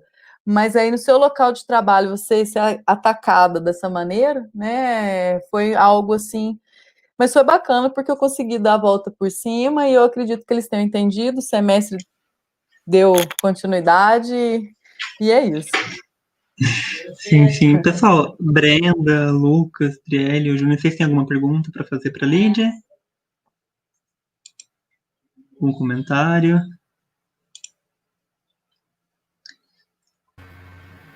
Eu posso falar? Pode. Ninguém falou, eu vou falar. Ô, Lídia, e assim, dessa maneira, dessa situação que você está falando, eu acho que eu já conheci essa história, essa última situação. E aí, assim, de que forma por exemplo, esses outros colegas, né, reagiram a esses comentários? Não sei se havia algum tipo de debate, de discussão, porque a gente tem a presença, né, em algumas instituições de pessoas trans. Então, aquilo ali, além de atingir a sua pessoa que pesquisava e dava esse local de fala para essas pessoas, atingia também, né, diretamente as pessoas trans. Claro. Ali, naquele momento, eu precisei colocar, né, para eles o básico, óbvio, né? Olha, o sujeito trans, o sujeito travesti são tão pessoas quanto vocês, quanto todos nós. E não é porque você tem lá o seu preconceito, né, que coloca aquele sujeito na marginalidade, né, ali no lugar do impossível, que ele não vai adentrar o espaço acadêmico, ele vai. Se não for pessoalmente, vai ser por uma pesquisa, até a hora que ele chegar ali pessoalmente para poder disputar aquele lugar de fala, aquele lugar de privilégio, que é o espaço universitário, o espaço acadêmico. Então, foi algo assim que eu precisei, né, trabalhar toda uma situação, mas olhando para aqueles alunos como assim, como alunos mesmo, como principiantes, porque se eu batesse de frente, talvez eu não conseguisse tocá-los de alguma maneira. E na sala eram 3 grupos. O grupo reacionário, que me odiava, vamos para a aula da travesti, isso aí era algo assim. Era um outro grupo que ria e punha fogo, que até o grupo que esse aluno que me fazia pergunta, e o grupo horrorizado, contrário àquilo, que ficava em choque, falava, Lídia, pelo amor de Deus, faz alguma coisa. E é interessante porque eu até nem quis saber exatamente o nome desses alunos, ou ler as mensagens, tipo, né? Falei, não, o que chegou no meu ouvido já me foi suficiente. E, enfim, né? A vida que segue, né? É isso. Sim. Eu vi um comentário aqui nos nossos comentários da Micaela falando assim que acha que incomodar é essencial quando se trata desse assunto. E realmente, aqui, ó, acho que incomodar é essencial quando se trata desse assunto. verdade. Eu acho que eu concordo, porque o incômodo traz a discussão, né? Se está incomodando, né? É porque aí tem alguma coisa. E se Exatamente. o pavor é tão grande, é porque tem algo atrás aí escondido, né? Então. Pois é, Lídia, muito interessante sua pesquisa. Quando eu bolei a ideia da live, eu e o Júnior, a gente conversando duas semanas atrás, falei, a primeira ideia na cabeça, Júnior, eu quero chamar a Lídia. Porque a gente já conhecia a sua pesquisa, a gente já sabia da relevância dela, a gente queria que mais pessoas conhecessem realmente, porque a sua pesquisa, eu amo essa pesquisa, eu amo demais. Pode falar, Júnior?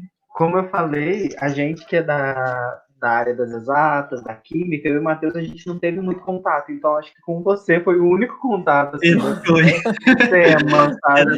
Legal, então, com certeza a gente ficou marcado, assim, a gente lembra de você por esse uma das professoras que mais marcou.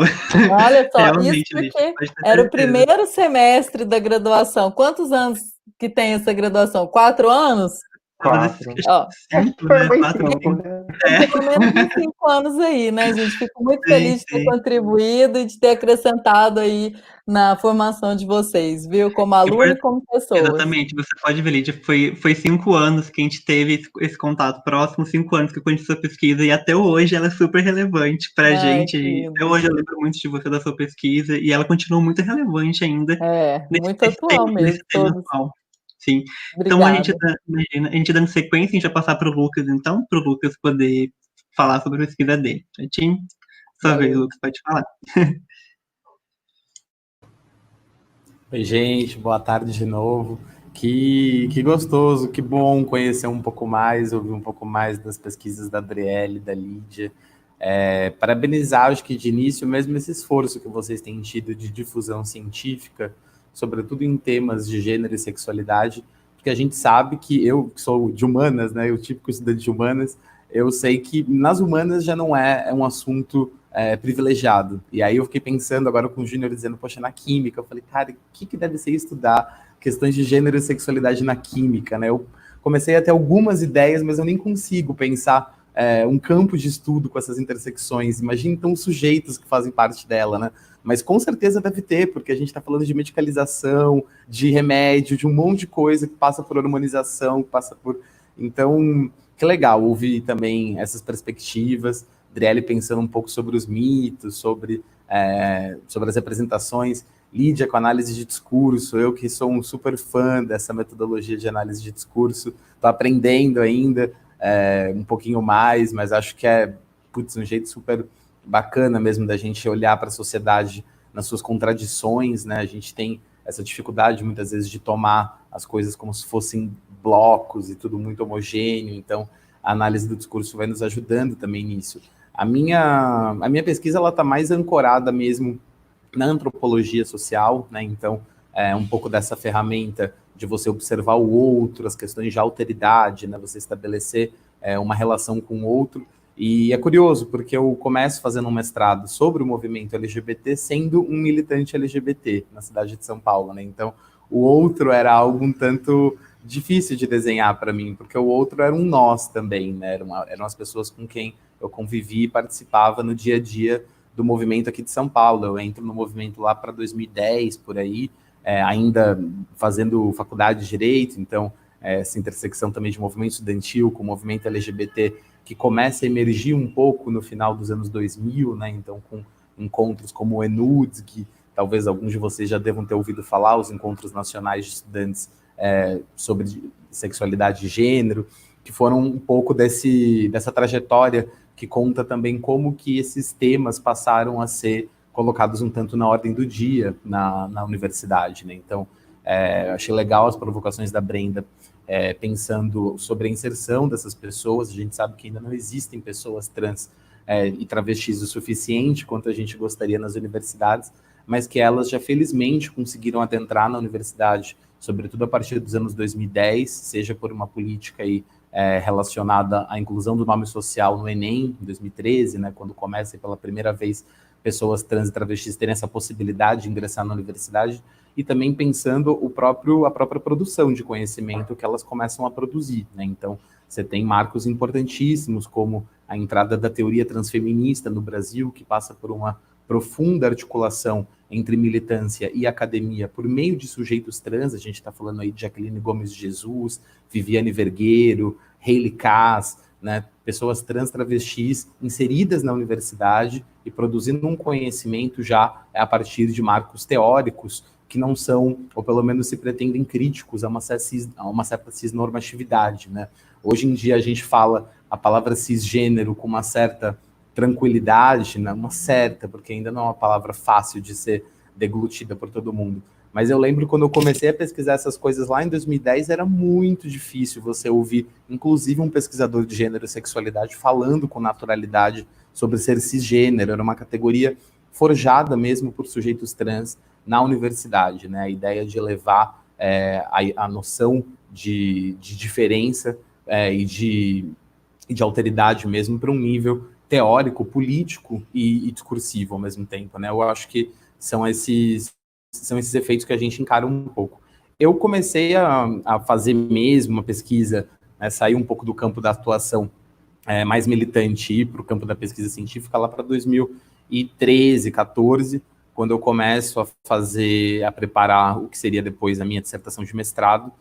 Um momento também de muitas mudanças, né, seja na conjuntura brasileira, mas também na conjuntura dos movimentos sociais. Então a gente tem interferências das mais variadas ordens, desde um movimento que começa a se estabelecer no Brasil, no mundo, de forte questionamento anticapitalista, então lutas como Occupy Wall Street, como a Primavera Árabe, como o junho de 2013 aqui no Brasil, que são lutas importantes que alteram bastante a forma como os movimentos sociais vinham operando luta, né? Então uma crítica forte aos limites da representatividade dentro do Estado, né? Ou seja, a representatividade é importante, mas ela não é por si só a única ferramenta, ou talvez nem a melhor ferramenta para poder lidar com a complexidade que o mundo contemporâneo estava colocando à época. Então, apontando um pouco das limitações desse processo também de participação, de produção de políticas com o Estado.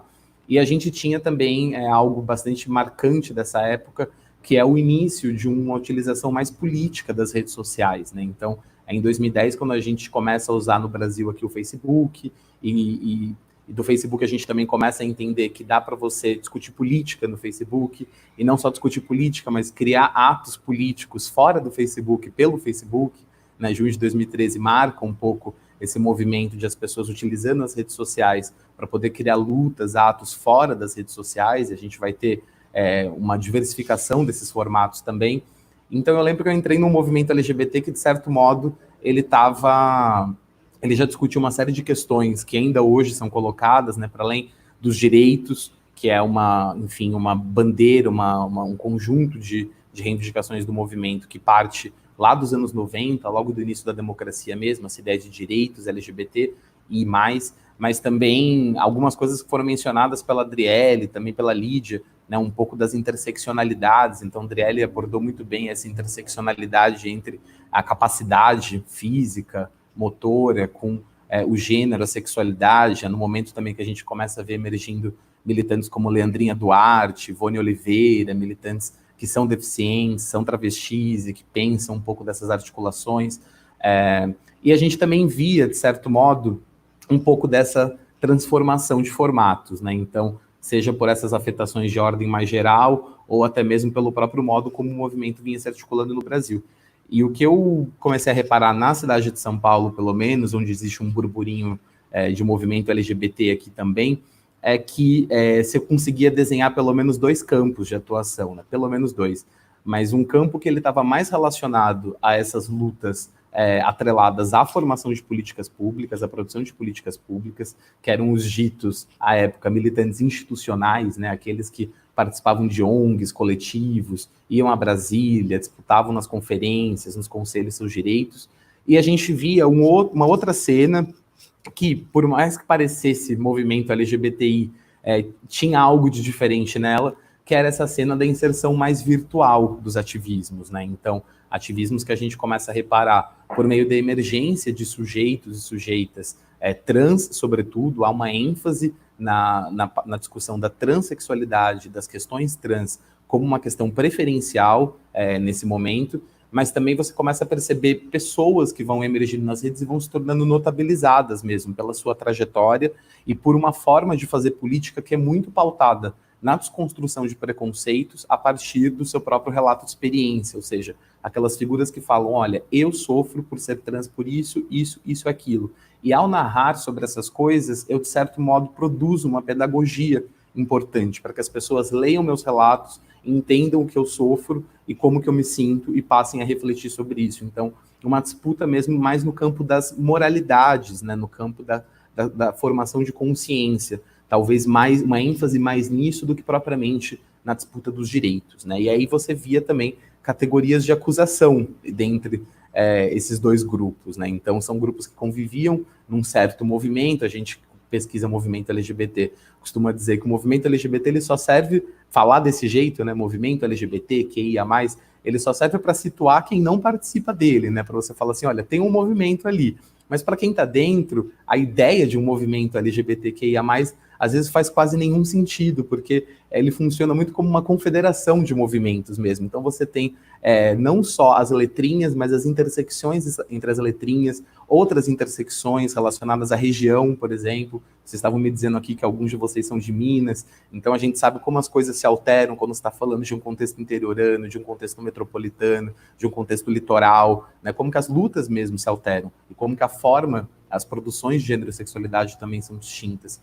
Então, esse movimento que é muito diverso, que tem uma série de segmentações, uma série de composições, ele tinha uma certa tensão em relação a isso, que à época eu lia muito como uma tensão geracional, uma tensão de gerações, ou seja, uma geração mais velha de militantes que muito aguerridamente constituiu essa via institucional já no começo da história da democracia. Então a gente está falando da formação das primeiras associações, da ANTRA, por exemplo, Associação Nacional de Travestis e Transsexuais, da BGLT, Associação Brasileira de Gays, Lésbicas e Travestis, da Aliança Nacional LGBT, ou seja, desses fóruns institucionais que entenderam que na passagem da ditadura civil-militar para a democracia, você precisava constituir uma democracia, ela não estava feita, ela estava para ser feita, né? Então, fazer essa democracia significava constituir esses grupos, se organizar em coletivos e disputar direitos a partir de um jogo que é muito específico, que é o jogo estatal mesmo. Então, significa aprender a falar uma certa linguagem do Estado,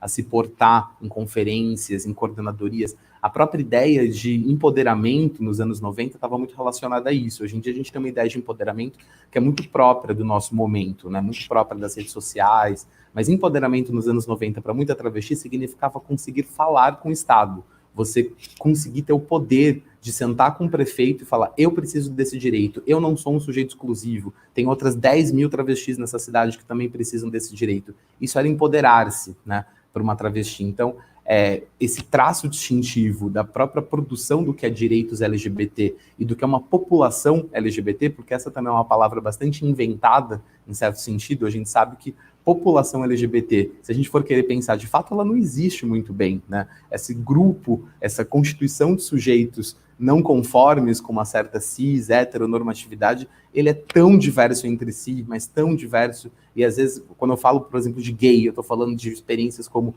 um homem branco, universitário, classe média, morador de um grande centro, ou um homem negro, periférico, interiorano, ou seja, são experiências tão distintas, aglutinadas, às vezes, muitas vezes pelo mesmo signo identitário, G, né, que a gente está pensando numa população muito de forma estratégica, ou seja, para poder mostrar para o Estado que esses sujeitos, eles são denomináveis, ou seja, você tem que demarcar que esses sujeitos, eles são coletivos, que não é só a minha experiência, não é só o problema do Lucas e o problema da Brenda, mas o problema de sujeitos que coletivamente enfrentam esse mesmo problema, porque existe uma tendência de uma certa estrutura a agir de uma determinada forma com esses sujeitos, ou seja, toda essa ideia, toda essa construção que nos leva muito a esse caminho mesmo dos direitos LGBTI, né? Então a gente sabe, por exemplo, que nós não temos nenhuma lei de proteção a pessoas LGBTI em âmbito nacional, né? Se a gente vai bater um papo sobre direitos LGBTI, é um papo curto, eu costumo brincar, né? Porque não tem nenhum direito, na verdade, é nenhuma lei. Mas a gente sabe que existem uma série de decisões do Supremo Tribunal Federal que afirmam aquilo que muitas vezes não conseguiu ser produzido como lei no Congresso Nacional, porque a gente tem uma formação de um Congresso também muito contrária aos nossos direitos. Por muitos anos, o único deputado pró-direitos LGBT no Congresso era Jean Willis, né? E a gente teve antes ainda um outro deputado gay anti-direitos LGBT, que era o Clodovil, né? Então, a nossa história é muito precária ainda em termos de representação nesse parlamento nacional, né? Mas a gente sabe que no Supremo Tribunal a gente consegue também, por um certo ativismo judiciário, muitos advogadas LGBTI, Pauliotti, pessoas que colocaram na ordem do dia processos, ações de efetivação desses direitos, a gente tem essas garantias asseguradas pelo STF. É um pouco diferente do que ser lei, né? Porque a lei ela é produzida por um Congresso, ela é mais difícil de ser alterada.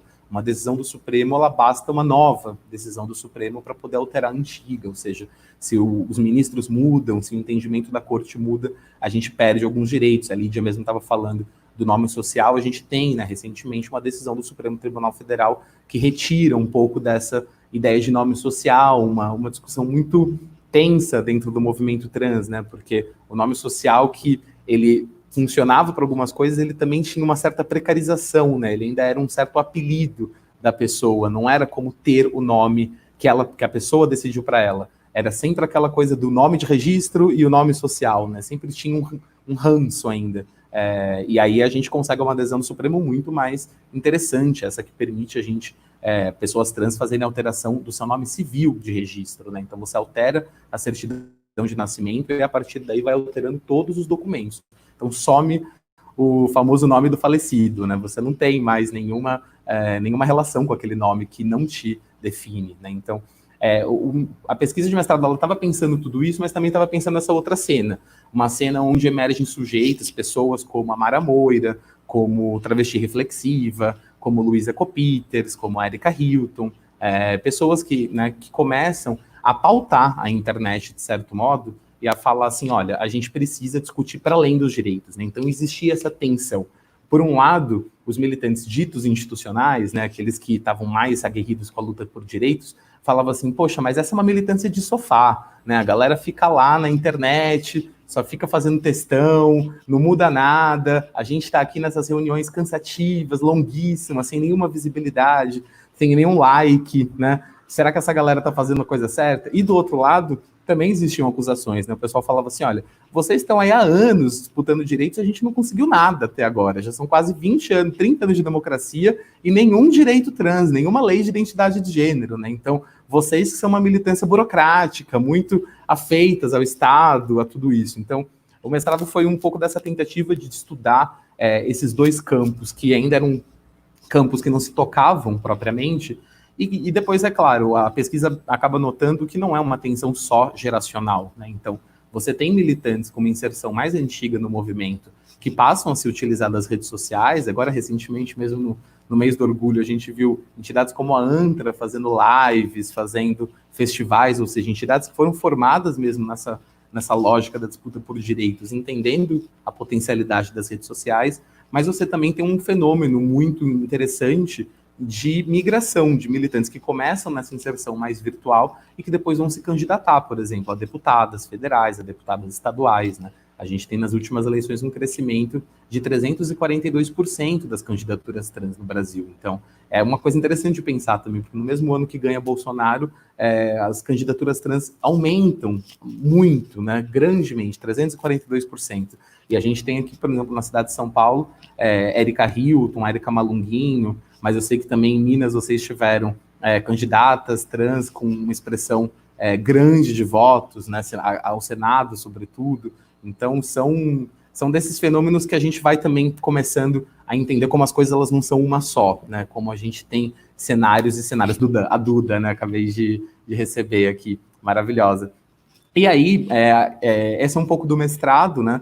E aí, para o doutorado, eu começo a tentar entender esse outro lado da bolha, aquilo que eu começo a chamar de o outro lado da bolha, né? Então, isso tudo que a gente pode também entender como uma espécie de grande bolha, onde a gente está inserido e se alimentando de conhecimento, né? Tem muito quem fale até de coprodução de conhecimento, ou seja, não é um conhecimento acadêmico produzido a partir da militância, né? Não é só uma relação de um produz, um tem a teoria e o outro tem só o saber, né? E esse saber ele precisa ser inteligibilizado para virar teoria, mas uma espécie de coprodução mesmo, militantes e pesquisadores que produzem mutuamente os conceitos e as categorias que operam nessas lutas, né? Então, a gente tem, por uma cena que é de certo ascenso dessas lutas, dessa inserção universitária, da mudança de mentalidade mesmo da sociedade brasileira. A gente sabe que a gente não está num mundo ideal, né, num mundo bem longe do ideal, mas ele já foi pior do que é hoje, né? E se a gente pega 30, a gente está comemorando agora os 51 anos aí de Stone, você pega os anos 70, né?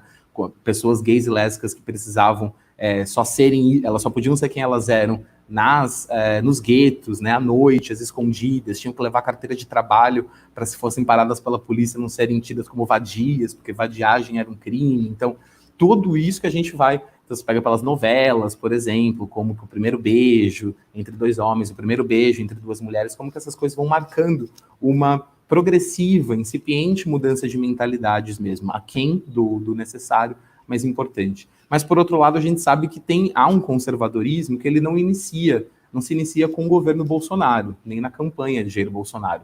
É um conservadorismo que já vem sido constituído, não só em termos de pensamento, de ideologia, mas de forma administrativa, de forma institucional, na disputa por direitos. A gente sabe, por exemplo, que antes da gente ser uma democracia, em 87, quando a gente estava construindo a nossa Constituição, que daria início ao processo democrático, a gente teve uma disputa já de coletivos LGBT, à época chamados homossexuais, pela inserção da categoria orientação sexual na Constituição, naquela parte da Constituição que fala ninguém será discriminado por motivos de cor, raça, sexo, e ali deveria ter orientação sexual. Essa foi uma disputa feita à época pelo movimento homossexual na hora de montar a Constituição, e a gente não teve isso porque houve já ali uma incipiente também formação de uma articulação entre pessoas evangélicas, deputados católicos e deputados conservadores, né? Então, um pouco dessa articulação que também vai dando margem a uma construção de um conservadorismo que, por exemplo, tem sido responsável por bloquear todos os direitos LGBT no Congresso, né? Não é que a gente não tentou fazer isso virar lei, a gente tentou. Né? Nos anos 90 começa-se a ter essa ideia de direitos LGBT, um conjunto básico que basicamente dizia sobre a criminalização da LGBTfobia, uma lei de identidade de gênero, uma lei de casamento civil homoafetivo, uma lei de adoção e direitos previdenciários, né? De certo modo era um pouco isso, a lei de identidade de gênero meio guarda-chuva, então já pensava todo o processo transexualizador, questões de registro, nome e tudo mais. Então a gente teve, cada uma dessas virou um projeto de lei, e cada uma dessas foi derrubada por uma formação de um conservadorismo no Congresso Nacional, né, e também nas instâncias estaduais e municipais, então em câmaras de vereadores, em assembleias legislativas. A gente sabe, por exemplo, de toda a disputa em relação ao Plano Nacional de Educação, né, a retirada do termo gênero dos Planos Nacionais de Educação em 2013 como uma marca disso, uma forma de falar, vocês não vão discutir gênero na escola, vocês não vão discutir sexualidade na escola, essas não são questões para serem discutidas na escola, isso é do âmbito da família, né? Essa mensagem muito forte que começa a ser passada por meio dessa construção. E aí, hoje em dia, eu tenho analisado um pouco isso, pensando sobretudo na circulação da categoria ideologia de gênero, que vai operando também uma série de sentidos, né? A gente, que muitas vezes enfrenta isso como uma fake news, fala, pô, mas isso é mentira, ideologia de gênero não existe. De fato, para a gente não existe, mas ela também existe, de certo modo, na medida em que ela vai criando realidades para muitas pessoas e vai produzindo sentido para muita gente, né? As pessoas que acreditam na ideologia de gênero e passam a tomar posturas, a adotar posicionamentos, quando não, a se articular politicamente mesmo, em função a isso, faz com que isso exista também, de certo modo, né? Então é necessário olhar com esse olhar para além de entender isso como um discurso de ódio, que de fato é, mas entendendo também como faz sentido para essas pessoas, por que certas pessoas acreditam que exista uma ideologia de gênero, né? Um pouco do que eu estou tentando fazer agora no doutorado. E aí eu vou encerrando também, que eu acho que eu falei um montão, né? Estou tentando controlar o tempo aqui. Imagina, Lucas, é muito interessante sua fala, muito importante também sua fala abrir essas discussões. Eu também não conhecia nada sobre a sua pesquisa, sobre o que você desenvolve.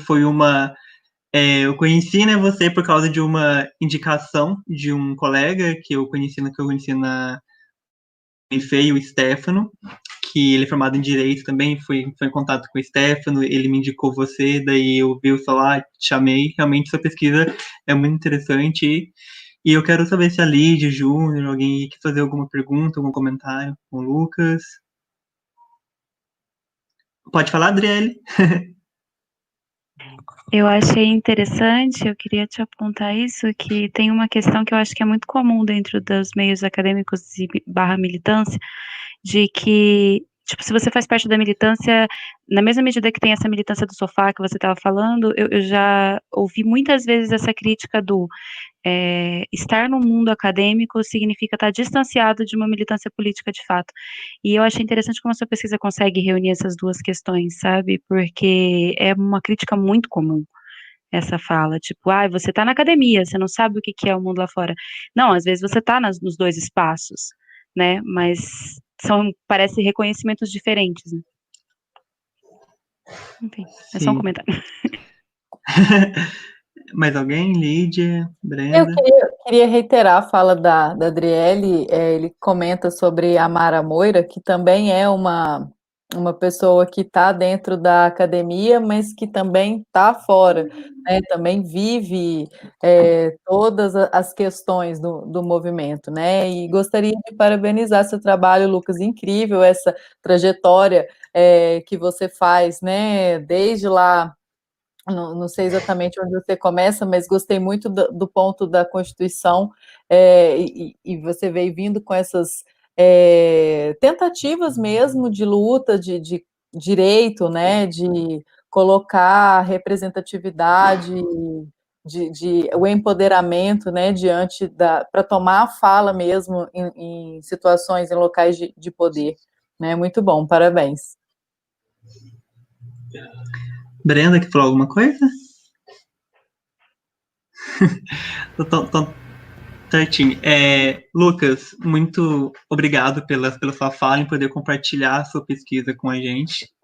Foi muito bom acompanhando aqui os comentários, o pessoal está interagindo bastante. E para a gente poder finalizar, eu vou pedir para a Brenda poder comentar um pouco sobre questões envolvendo preconceito, tá bom? Pode falar, Brenda. Fechou.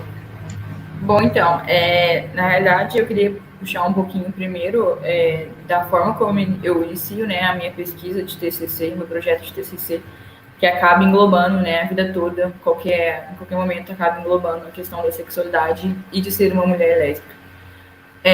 O meu projeto, na realidade, ele é uma crítica ao atual e todo o ensino de história que a gente recebe no Brasil, porque é uma história muito focada na Europa, né, tipo, muito eurocentrista, e a gente, na realidade, não tem conhecimento da história local.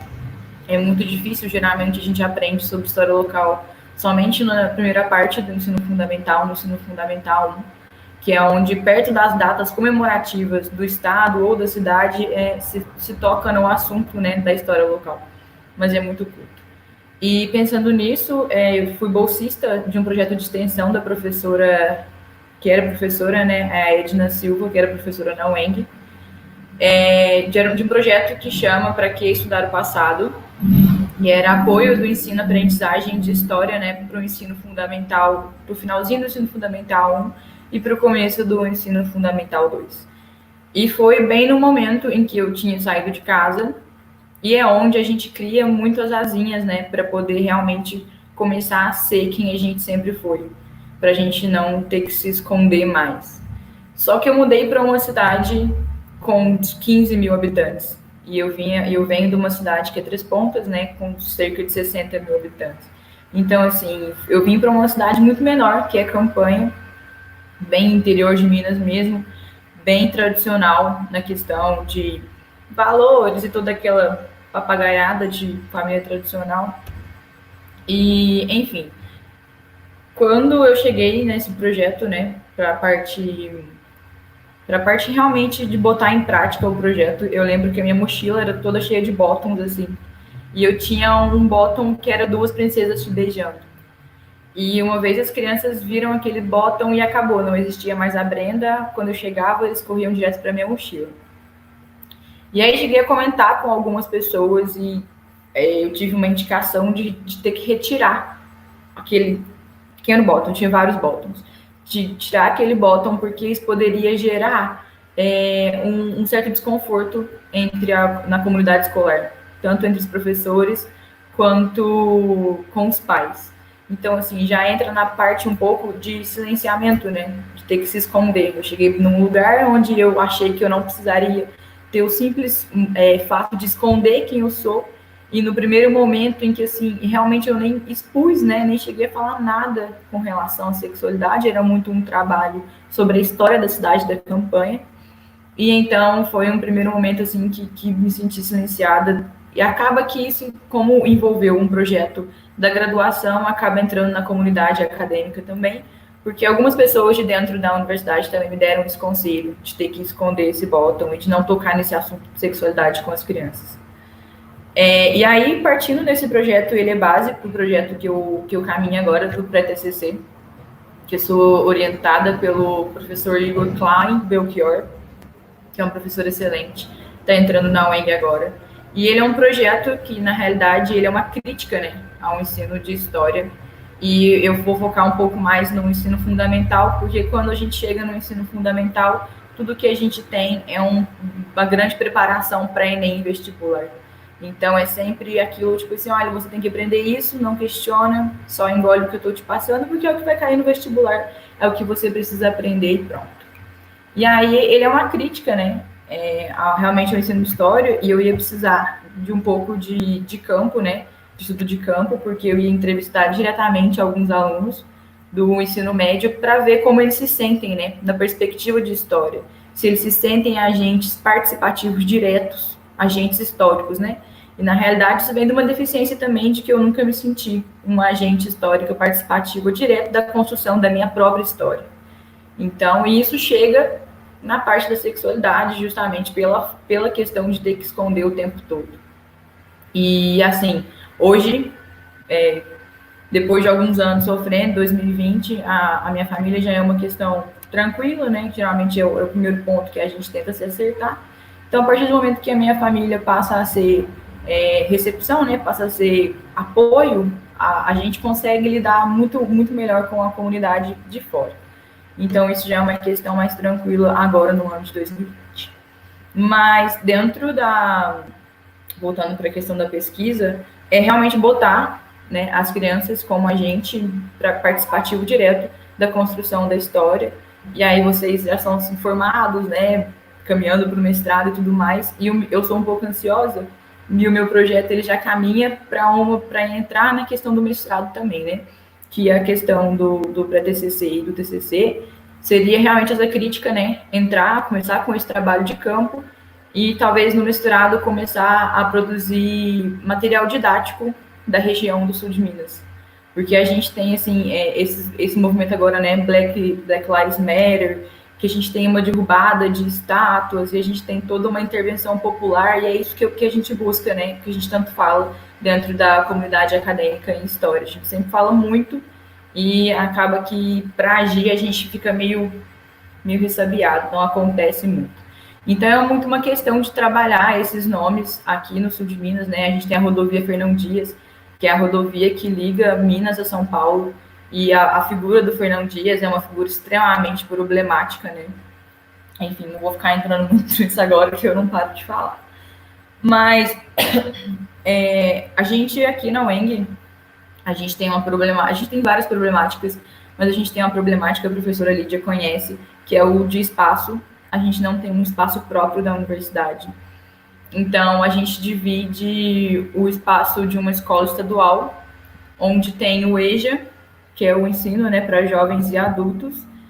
Tinha algumas turmas de ensino médio também, e a gente dividia esse espaço. Enquanto universidade, a gente dividia esse espaço com essa galera. Já não era o nosso espaço, né? A gente já não se sente tão à vontade, e nem eles. É uma invasão de espaço muito grande. Mas acabou que ali a gente acaba fazendo algumas amizades, porque a UENG aqui também não é tão grande e tudo mais.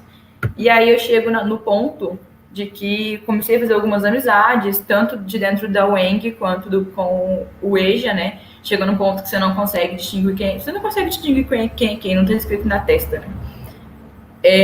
E aí, fazendo amizade, eu sempre fui de fazer muito mais amizade com homens e tudo mais. E fazendo amizade com eles, assim, a partir do momento que a gente estava conversando tranquilo, era de boa.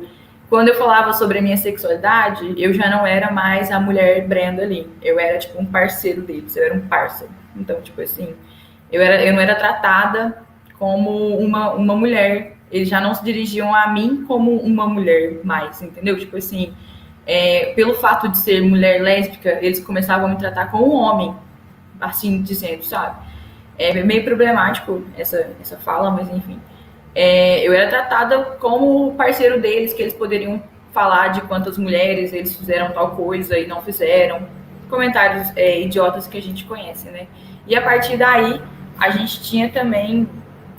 eu tinha a problemática que eu lembro que eram pouquíssimos LGBTs assumidos aqui na unidade de campanha. O Matheus, que Martini, que inclusive é uma militância que está um pouco à frente, né, que está mais à frente, já é da UENG há mais tempo que eu, então ele já conhece mais o pessoal e tudo mais, mas foi uma grande dificuldade, né, de estar dentro do meio acadêmico de uma cidade, tipo assim, muito, muito, muito interior, e assim, a gente tem algumas dificuldades, porque eu trabalho na realidade no meio pedagógico, eu trabalho em creche, eu sou auxiliar de sala, e aí já é uma questão de que eu tenho que esconder a minha sexualidade, porque não pode não agradar alguns pais. Né? É uma questão que, inclusive, algumas colegas de trabalho não sabem. Se elas estão assistindo, surpresa! Então, segue nisso, né? É uma questão de ter que esconder, realmente, pela questão de, tipo, vai causar desconforto nos pais. Porque a gente tem uma pessoa trabalhando diretamente com as crianças que é lésbica, e aí isso já vem também... sempre engloba muitas coisas, né?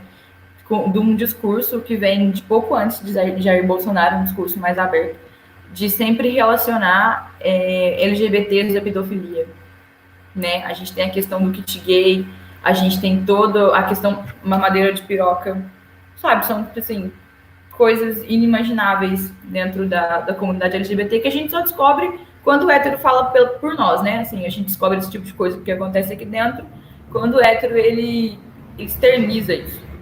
Mas, enfim, aí a gente tem sempre muito a questão da sexualidade ligado ao sempre negativo, né? E essas questões de ter que se esconder realmente são muito complicadas. E essa é a primeira vez, inclusive, nossa, eu gostaria de agradecer muito. Essa é a primeira vez que eu falo, né, como mulher lésbica, que eu tenho essa abertura para poder falar publicamente. Eu faço parte de um grupo internacional de jovens, que é o Rotaract, ligado ao Rotary, não sei se todo mundo conhece. Mas, enfim, e dentro do Rotaract, eu nunca fui convidada a ser uma liderança LGBT.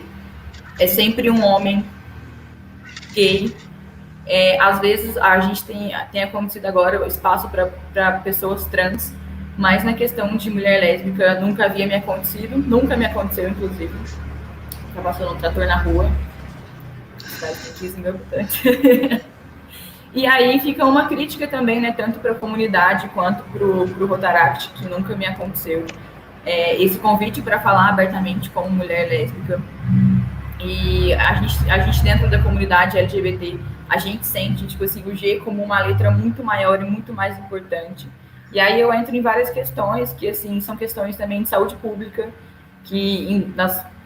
eu vou falar muita coisa, vai ficar até bagunçado.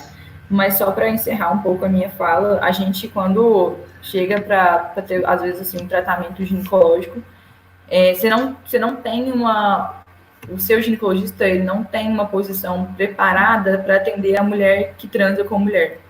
Então, assim, não existe a saúde pública voltada para o público LGBT, entende? Para a gente que tem fora do padrão homem, mulher, pênis, vagina. Então, assim, é uma questão bem complicada e envolve muita coisa, né? Questão de preconceitos diários vividos, e cada uma dessas pequenas coisas, na realidade, para nós é muita coisa. Eu tive o prazer, né? O Lucas falou da Duda Salabert, no começo do ano eu tive o prazer de poder presenciar uma fala dela, e me tocou muito, porque a gente vive lutando, né, por alguns espaços enquanto lésbica, gay e bissexual, mas a gente não tem a mínima noção do que a comunidade, do que os transexuais, os travestis, né, transgêneros, eles passam, porque a Duda fala sobre questões de ter que brigar por usar o banheiro certo ou não, entende? E é um tipo de problema que a gente nunca passou.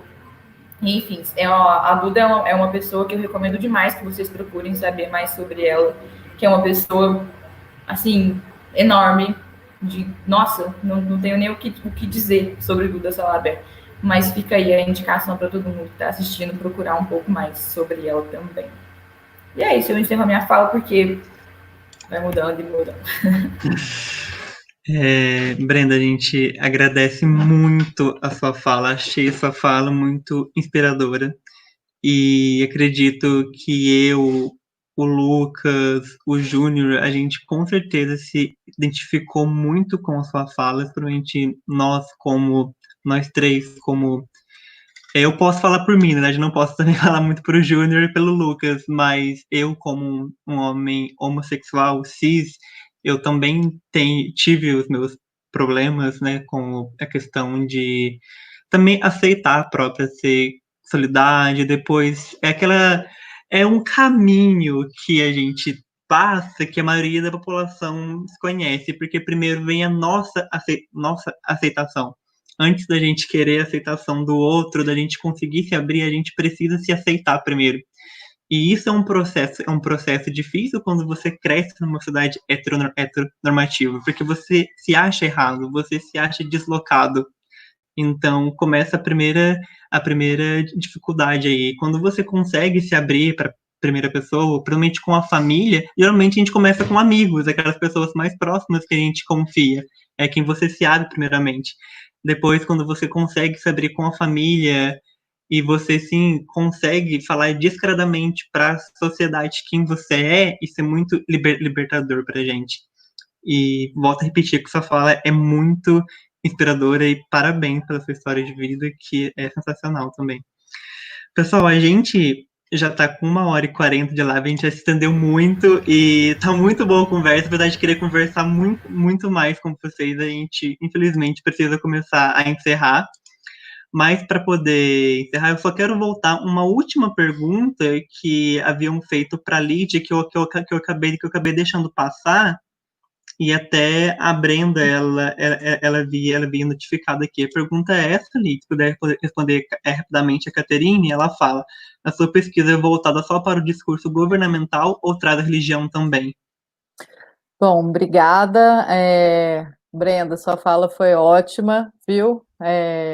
Parabéns. Bom, Caterine, eu no mestrado chego a abordar rapidamente a questão da religiosidade, porque tem na reportagem que a travesti vai fazer a alteração do rosto de forma clandestina, em que ela é posta, né, como a culpada, alguém comenta, quem mandou mudar o que Deus quis. Então, a partir desse Deus quis, eu consigo desdobrar, né, uma análise interessante, e é o único ponto que eu trago para a religião, justamente porque usar o Deus quis para culpabilizar é algo que é a religião, né, funcionando como um braço do Estado, como uma instituição que vem para poder tentar moralizar, para poder culpabilizar o sujeito, e é um discurso que não cola, né? Porque até onde a minha percepção religiosa vai, Deus é amor, e ele não está para punir nem privar ninguém, né, das suas alterações físicas, mentais e espirituais. É isso. Obrigada. Obrigado, Lídia, pela sua resposta, Caterine. E, gente, para a gente poder encerrar, o Lucas tem um compromisso agora. Lucas, se quiser falar só para agradecer rapidamente. Ô, gente, eu tô adorando o debate, é uma pena ter que sair, mas a gente fica nessa coisa de quarentena, de sair um, entra no outro, e nenhum atraso é perdoável agora, né? Porque não tem mais trânsito, não tem mais, então você não pode nem atrasar. Mas eu queria super agradecer você, o Júnior, por terem montado esse debate tão bonito. Foi muito, muito legal conhecer a pesquisa da Adriele, da Lídia. Eu quero terminar o dia hoje, dar uma fuçada nas pesquisas de vocês para poder aprender um pouco mesmo. Eu fico muito, muito contente de conhecer pessoas que estão estudando gênero, sexualidade, e que a gente pode também ter essa oportunidade de abrir um pouco a mente e conhecer mais e mais e mais. É muito legal. Parabéns mesmo pelo trabalho de divulgação científica que vocês têm feito. Espero que a galera tenha gostado também do bate-papo aqui, porque eu adorei muito. E desculpa ter saído um pouquinho antes, gente, mas agradeço. A gente acabou se estendendo um pouco mais que o preciso, mas é porque realmente o bate-papo acabou rendendo muito, porque estava muito interessante. Mas a gente agradece demais a sua participação, Lucas, e quem sabe mais para frente a gente possa poder voltar e conversar mais ainda sobre esse tema tão importante, tá bom? Vamos sim. Muito obrigada. Até a próxima. Beijo, abraço, gente. Tchau, tchau. Tchau, Lucas. Tá. Gente, então agora já para a gente poder encerrar, acho que cada um poderia fazer uma falinha de encerramento para a gente poder finalizar a live. Pode começar com você, Brenda. Pode ser. Mais uma vez, né, agradecer o convite do Matheus e do Júnior, que cada espaço, por menor ou maior que ele seja, cada espaço conquistado por nós é um grande espaço, né? Como a Adriele disse, do salto é um grande salto. E assim, para mim é muito importante esse espaço, essa fala, porque a gente cresce ouvindo os outros, né? E aprendendo com o dia a dia. Hoje eu tive o prazer de conhecer a pesquisa da Adriele e ouvir um pouco mais sobre a Lídia. E foram questões que me fizeram... A gente se acha muito fora da casinha, né? Quando a gente está muito por fora. Mas a gente conhece cada dia mais, a gente aprende cada dia mais. E foi, nossa, maravilhoso escutar tudo que eu escutei aqui hoje. Sobre o Lucas também, nossa, eu não tenho palavras, porque eu tinha um certo preconceito com o pessoal do direito, por N motivos. E ele quebrou um pouco desse preconceito que eu tenho com o pessoal. Realmente é um preconceito, né? Uma questão vinda de mim, e que a gente tenta lutar no dia a dia e a gente mesmo acaba tendo. Mas aí agradecer, né, a Adriele, a Lídia, ao Júnior e ao Matheus por a gente poder dividir esse espaço. E foi maravilhoso. Espero que a gente se encontre mais vezes. E obrigada a todo mundo que assistiu, aos meus amigos perfeitinhos que comentaram. E é isso. Muito obrigada, gente. Muito obrigado, Brenda. E realmente é um processo de desconstrução. A gente está aprendendo cada dia mais, né? Queria então que agora a Lídia pudesse falar um pouquinho. Bom, agradeço o convite do Sua Ciência, vindo pelo Matheus, vindo pelo Júnior. Foi sensacional revê-los, conhecer o trabalho, né, do Lucas, da Adriele, rever a Brenda, ouvi-la também, né, falar sobre as suas experiências. E eu espero de todo o meu coração que toda essa sociedade, né, consiga modificar o seu olhar em relação ao sujeito LGBT, e A+. E eu espero que eles adentrem e ocupem os lugares de fala da sociedade, que tenham suas representatividades e que cada vez mais disputem os lugares de poder. E eu quero entrar numa sala de aula, ter alunos trans, colegas professores trans, na graduação, no mestrado, no doutorado, no pós-doc, e pessoas assim em todos os lugares, sem que elas tenham apenas como possibilidade o lado, né, alheio à sociedade. E é isso. Muito obrigada pelo convite. Agradeço as pessoas que nos assistiram e estão acompanhando até agora. Um abraço grande para vocês. Muito obrigado, Lídia, pela participação de vocês. Só lembrando, pessoal, meio de esquecer depois, no final, é só falar agora, depois a live, ela continua disponível no YouTube, tá bom? Então vocês podem reassistir, mandar a live pro pessoal assistir depois também, que vai estar tudo salvo lá. Driele? Oi. Eu queria agradecer muito, pessoal. Foi maravilhoso estar com vocês.